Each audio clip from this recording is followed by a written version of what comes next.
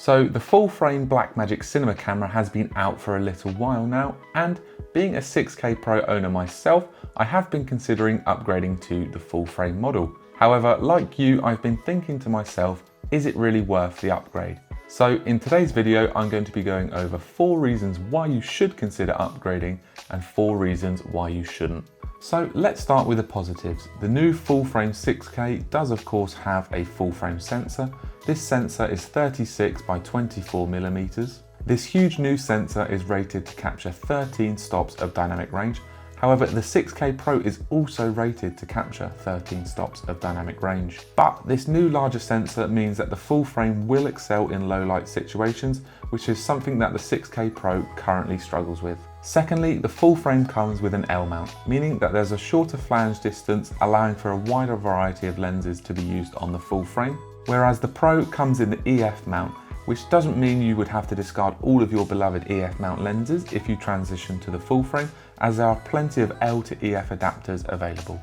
The new full frame also has an optical low pass filter built in, which is great as this helps to negate moire. This is something that the 6K Pro does not possess. The new full frame 6K is able to shoot open gate 3.2, which is an amazing feature to have as it gives you a ton of flexibility for reframing in post, for example, widescreen and vertical formats.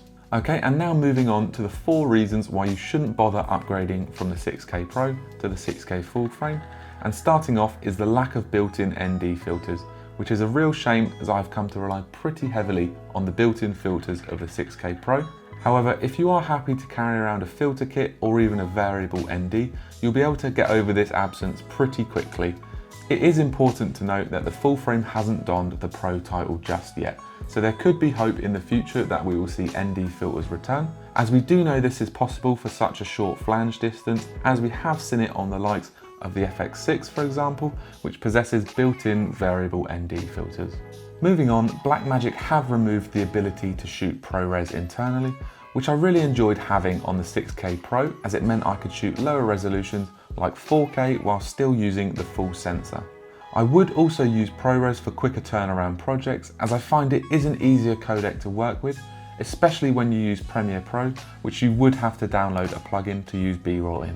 Next up, we have the frame rates. The full frame has a max frame rate of 36 FPS in open gate, and then beneath that you can shoot 48 FPS in 6K DCI 17:9, which as a PAL region shooter, this is really annoying for me personally, that the 6K DCI mode doesn't shoot at 50 FPS, which would have been nice as you can shoot 6K 50 FPS in the Pro, and that would mean you would have to capture 50 FPS footage at 6K 241 in the full frame, meaning you lose a lot of your flexibility.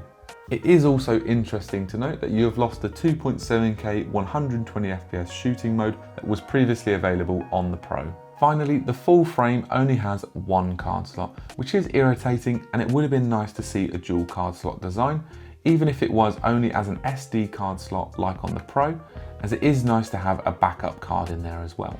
However, this is a relatively minor thing, as both cameras can record to SSDs externally through USB-C. So there we have it, 4 pros and 4 cons of the 6K full frame.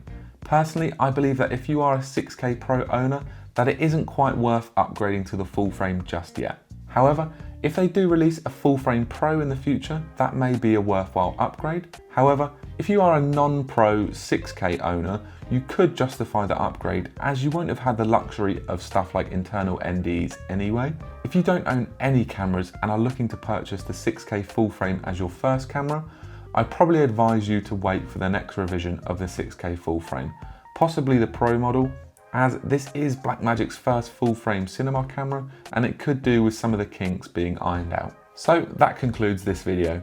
If you feel like I did miss anything regarding the 6K Pro and the full frame that you think may be interesting, please leave a comment down below. And if you did enjoy this video, please make sure to like and subscribe, as it really helps out a lot, and I'll catch you guys in the next one.